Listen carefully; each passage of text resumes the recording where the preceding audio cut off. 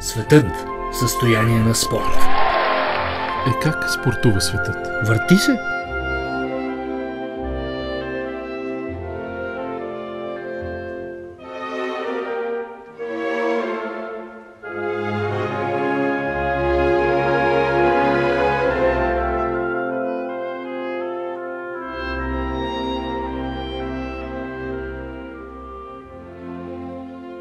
Върти се.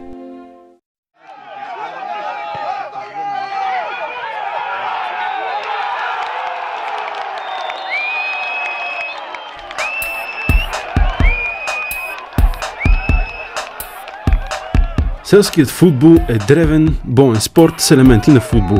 Тази интересна спортна дисциплина привлече вниманието на спортната редакция на За състоянието на света. Ето и репортажът на нашия специален пратеник.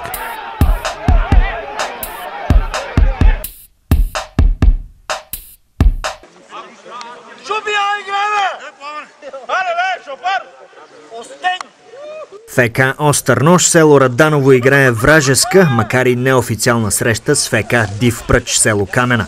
Дежурният делегат ни съобщи, че съдията Киро глътката е препил зверски в уикенда между 28 октомври и 4 ноември. Глътката му се отворила и глътнал и съдийската свирка. От срам пред играчите обаче в момента се прави, че я е изпуснал и така мачът не може да започне, защото той, разбира се, безрезултатно я търси в тревата. Все пак дежурният делегат намира свинско звънче, с което Киро да звъни начало на срещата.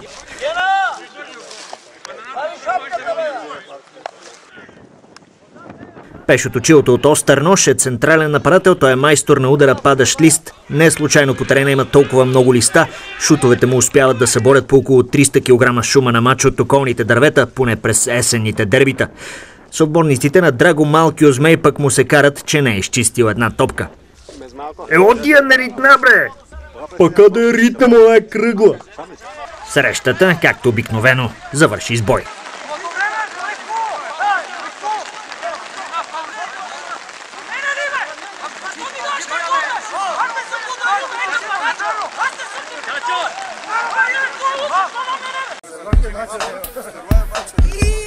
Още една футболна вест.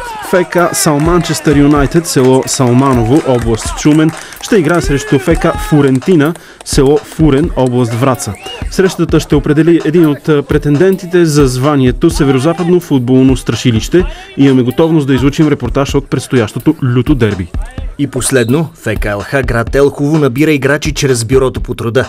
Обявени са 8 вакантни длъжности: ляв и десен бек, централен защитник, плеймейкър, нападател и дефанзивни и офанзивни халфове. Към кандидатите единственото изискване е да са професионални спортисти.